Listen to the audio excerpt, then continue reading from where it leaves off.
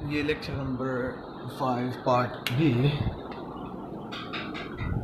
अब law of diminishing return to a factor. अगर हम एक ही फैक्टर को इंक्रीज़ करते हैं, चाहे वो लेबर हो या कैपिटल हो, बुक ने डिस्कस किया है लेबर को, तो लेबर की इंक्रीज़ की वजह से हम क्या करते हैं कि आउटपुट में जो इंक्रीज़ आता है तो वो क्या है। अब जब जिक्र हुआ डिमिनिशिंग का, then diminishing mean decline, decrease. अब डिक्रीज़ आता है तो वो क्या, अगर हम इनपुट इंक्रीज़ करते हैं तो उस इनपुट इंक्रीज़ करने की वजह से जो एक ही इनपुट इंक्रीज़ करते हैं, फैक्टर अ फैक्टर इन्होंने जिक्र किया, एक इनपुट को हम इंक्रीज़ कर लें एंड अदर जो इनपुट्स हैं उसको कांस्टेंट लेते हैं, तो उसके रिज़ल्ट की वजह से हमारे पास आउटपुट क्या है, वो आखिरकार डिमिनिशिंग होता है, डिमिनिश हो जाता है। अब इसका कंसेप्ट जो इन्होंने जिक्र किया कि इंक्रीज, अब क्वांटिटी इंक्रीज करने की, एक इनपुट की क्वांटिटी इंक्रीज करने की वजह से जब रिज़ल्ट आता है किस चीज़, उसको जो आउटपुट है वो डिक्रीज़ हो, तो ये क्या हमारे पास लॉ ऑफ डिमिनिशिंग है। अब लॉ ऑफ डिमिनिशिंग जो असल स्टेट करता है वो मार्जिनल प्रोडक्ट के साथ रिलेट करता है कि मार्जिनल प्रोडक्ट पहला जो हम बेसिक आइडिया डिस्कस करते हैं कि फर्स्ट इंक्रीजिंग रिटर्न होता है, आफ्टर दैट डिमिनिशिंग, उसके बाद नेगेटिव। तो ये क्या, ये मेन आइडिया है about the diminishing, law of diminishing. तो अब वो स्टेट बेस किस चीज़ पे करता है, मार्जिनल प्रोडक्ट पे। मार्जिनल प्रोडक्ट हम किस चीज़ के लिए, एक ही फैक्टर को इंक्रीज़ करते हैं तो उसकी वजह से जो डिक्लाइन आता है, और जो बाकी वेरिएबल बाकी इनपुट्स हैं उसको कांस्टेंट लेते हैं, तो उससे जो हम कैलकुलेट करना चाहते हैं सिर्फ उसकी वजह से जो इफ़ेक्ट है, वो इफ़ेक्ट अगर जब डिक्रीज़ करना स्टार्ट करता है तो डिक्लाइन का कंसेप्ट है लॉ ऑफ डिमिनिशिंग का। अब इन्होंने इसी को जिक्र किया हुआ है कि हम क्या करते हैं, हम जो हमारा मेन फोकस है, हम एम्फिसाइज करते हैं वो मार्जिनल रिटर्न पे है।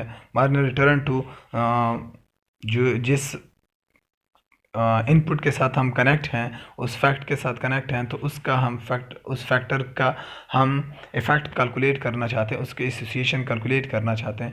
अब ये कहते हैं, बुक कहता है कि लॉ ऑफ डिमिनिशिंग रिटर्न हम डिटेक्ट या डिक्रीज, हम कम करना चाहें, लाइक अगर हमने 5 लेबर यूज़ किए हैं, 5 से हम चाहते हैं कि नहीं 4 पे वापस जाते हैं, तो ये हो नहीं सकता, डिटेक्शन नहीं हो सकती, वो डिमिनिशिंग इस बेस पे नहीं हम कैलकुलेट कर सकते हैं, डिडक्टिवली हम इसको डिराइव नहीं कर सकते। तो ये क्या, ये एम्पेरिकल जो वो है रेगुलरिटी है इन प्रोडक्शन सिस्टम। अब प्रोडक्शन सिस्टम जो हमने लिया हुआ है, जो एग्जांपल बुक ने लिया, बुक ने कहा कि हम अगर एक इनपुट एम्प्लॉयज़ पुट करते हैं टू वर्क, और बाकी जो वेरिएबल्स हैं, सॉरी बाकी जो इनपुट्स हैं उसको हम कांस्टेंट लेते हैं, तो उसकी कम्बिनेशन से हमारे पास जो आउटपुट है, उस आउटपुट को क्या करते हैं, उस आउटपुट में कौन कौन से इफ़ेक्ट आते हैं, वो क्या होता है, वो एक इंक्रीजिंग होता है, सेकंड डिक्लाइन, और उस डिक्लाइन को हम डिमिनिशिंग कहते हैं, द थर्ड वन, उसके बाद फिर नेगेटिव होता है। तो ये क्या, ये जो तीनों नेचर हैं, इस नेचर को law of diminishing by the way discuss किया गया है। अब इन्होंने फिर जिक्र किया कि हम आउटपुट के लिए कम्बिनेशन बना रहे हैं किस चीज़ के, लेबर एंड कैपिटल, और हम इंक्रीज़ करते हैं एक लेबर को, अब लेबर को इंक्रीज़ करते हैं and holding capital is constant, और कांस्टेंट की वजह से अब पहले स्टार्ट जो हम, अगर मैं इसी को by the way from here मैं कोशिश करता हूँ समझाना टेबल से, तो उससे क्या होगा कि हमारे पास लाइक द फर्स्ट, जब हम लेबर यूज़ कर रहे हैं, अब हमारे पास कैपिटल कांस्टेंट है, ये प्रीवियस हमने डिस्कस किया हुआ कि अ फैक्टर, तो अब 1 यूज़ कर रहे हैं तो उससे 15 प्रोड्यूस हो रहा है टोटल आउटपुट। आफ्टर 1 के 2 अगर हम एक इंक्रीज़ कर रहे हैं, एडिशनल एक इंक्रीज़ कर रहे हैं, उससे क्या होगा, हमारे पास जो मार्जिनल है, मार्जिनल प्रोडक्टिविटी वो 16 हुआ। आफ्टर दैट 17, अब 17 तक क्या ये इंक्रीजिंग रिटर्न है। आफ्टर 16 के बाद,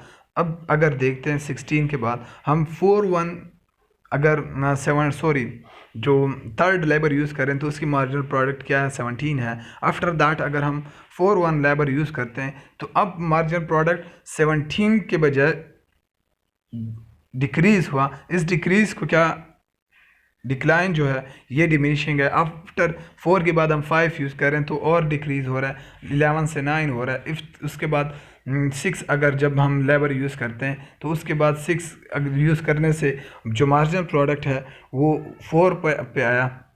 आफ्टर दैट 7 जब हम लेबर यूज़ करते हैं तो जो मार्जिनल प्रोडक्ट है वो इस लेबर का क्या है, वो 1 +1 है। तो ये क्या, अब 4 से लेके 7 तक ये क्या, ये डिक्लाइन है, डिक्रीज़ हो रहा है मार्जिनल प्रोडक्ट।